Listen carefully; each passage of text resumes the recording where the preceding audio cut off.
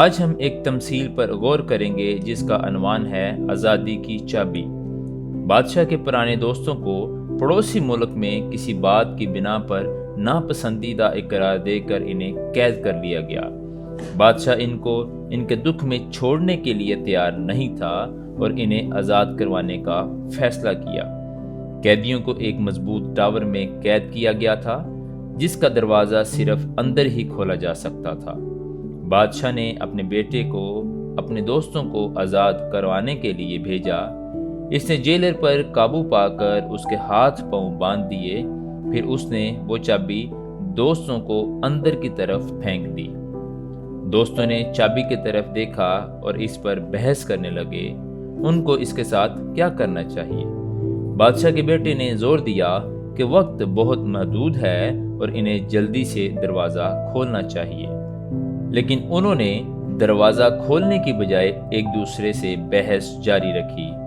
ان میں سے ایک نے تجویز دی کہ چابی کے کچھ حصوں کو پیس کر دور کیا جا سکتا ہے، جبکہ دوسرے نے مشورہ دیا کہ یہ صحیح چابی نہیں ہے۔ اس کے علاوہ ایک نے کہا کہ چابی کی ضرورت ہی کیا ہے۔ انہوں نے چابی میں کچھ دوسرا مواد بھی شامل کیا اور جب چابی سے کھولنے کی کوشش کی تو ناکامی کا سامنا ہوا۔ آخر میں شرمندہ ہو کر انہوں نے بادشاہ کے بیٹے کا یہ کہہ کر مذاق اڑایا کہ اس نے تو ہمیں کوئی چابی ہی نہیں دی۔ نتیجہ یہ کہانی واضح کرتی ہے کہ کتنے لوگ جو خدا کی سچائی کو سنتے ہیں اور بہت سے لوگ انجیل کا غلط استعمال کرتے ہیں، اکثر کہتے ہیں کہ یہ تبدیل ہو چکی ہے۔ خدا نے اپنے بیٹے یسوع مسیح کو تمام لوگوں کو بچانے کے لیے بھیجا، جس نے ہمیں آزادی کی چابی دی۔ تاہم جب ہم اس چابی کو استعمال نہیں کرتے، اس کا کوئی فائدہ نہیں ہوگا۔ لوگ آزاد نہیں ہوں گے اور ہمیشہ کے لیے جیل میں رہیں گے۔